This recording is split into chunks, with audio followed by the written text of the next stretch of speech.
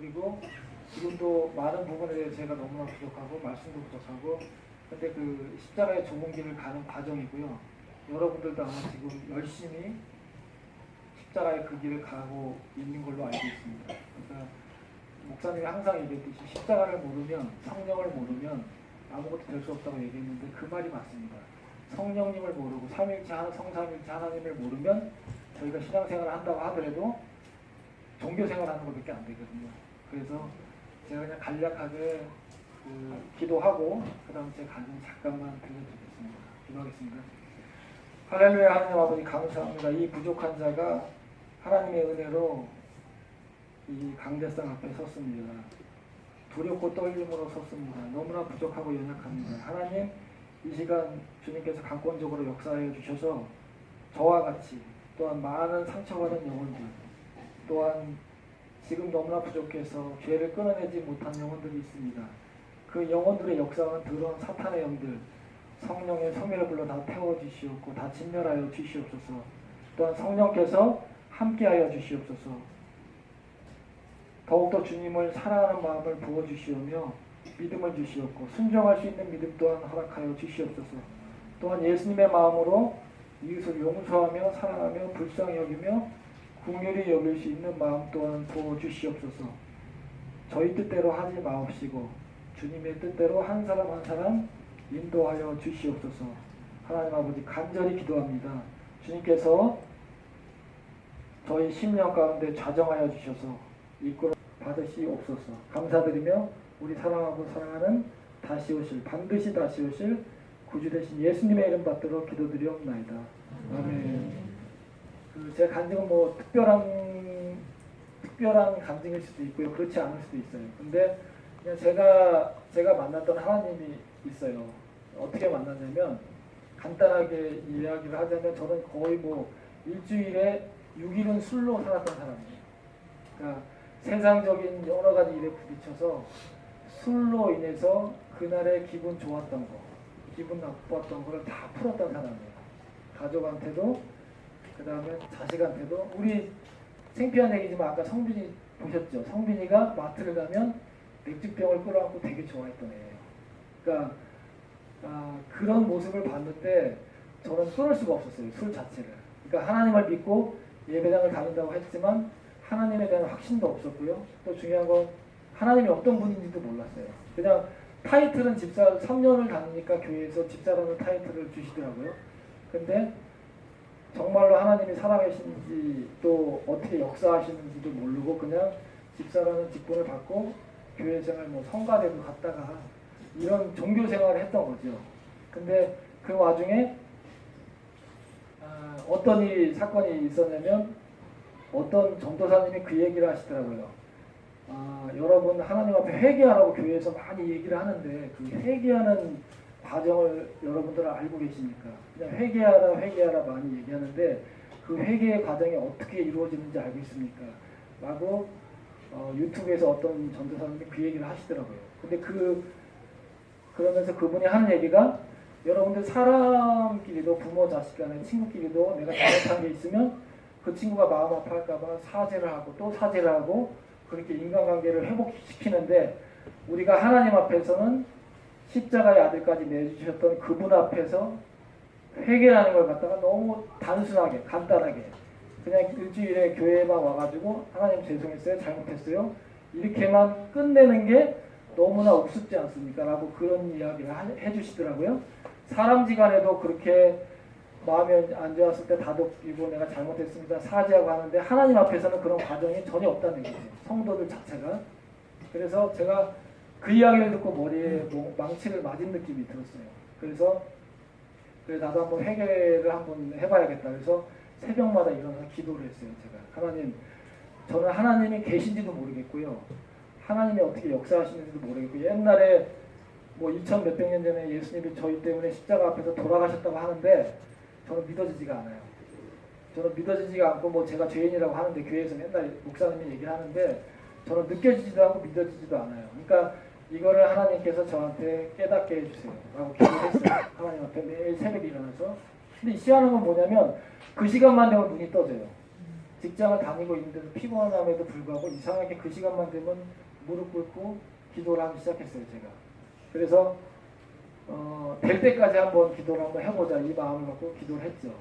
그런데 일주일 지나고 8일 지나고 제가 정확히 며칠 상관인지는 정확히 제가 기억은 안 나요. 아무튼 근데 10일인가 10일 조금 넘어서인가 제가 이런 기도를 했어요. 하나님, 그 무당들도 귀신을 불러갖고 작두를 타고 그 다음에 뭐 외주를 타고 막 병을 고치고 이러는데 하나님은 신실하신 분이라고 성경에 써 있는데 십자가 앞에서 내가 정말로 죄인됨을 깨달으려고 노력을 하는데 하나님이 안 도와주시면 무당보다도 못한 분이십니까? 제가 반문을 했어요. 하나님 앞에.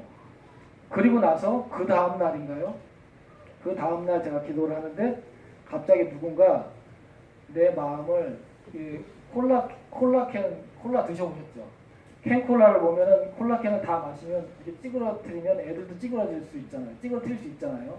근데 누군가 내 마음이 콜라캔이라면 그 마음을 막 찌그러뜨리시더라고요. 이렇게.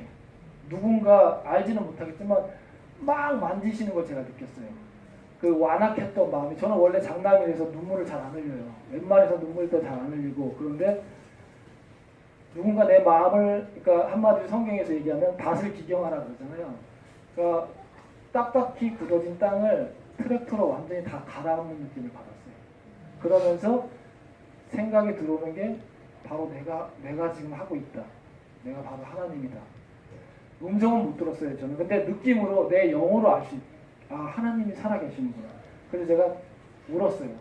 하나님이 이렇게 계시는데 제가 못 믿어서 죄송해요.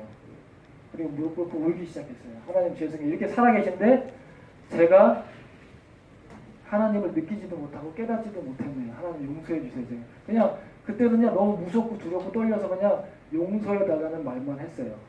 근데 그 다음날 일어나면 그 시간에 일어나면 무릎만 꿇으면 계속 눈물이 나요. 수도꼭지 터가는 것 같이 눈물 나고 그 다음날 제가 일주일 울었거든요. 그러면서 제가 여태까지 지었던 죄가 다 생각이 나요. 그러면서 어떤 마음이 들어오냐면 아 내가 정말 사도 바울 선생이 죄인 중에 죄인이고 괴수 중에 괴수라고 했잖아요. 그분이 왜 그런 말을 했는지 조금 깨달아지기 시작했어요.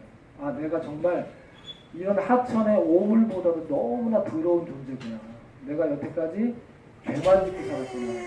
이 마음을 하나님이 부어주시기 시작하셨어요.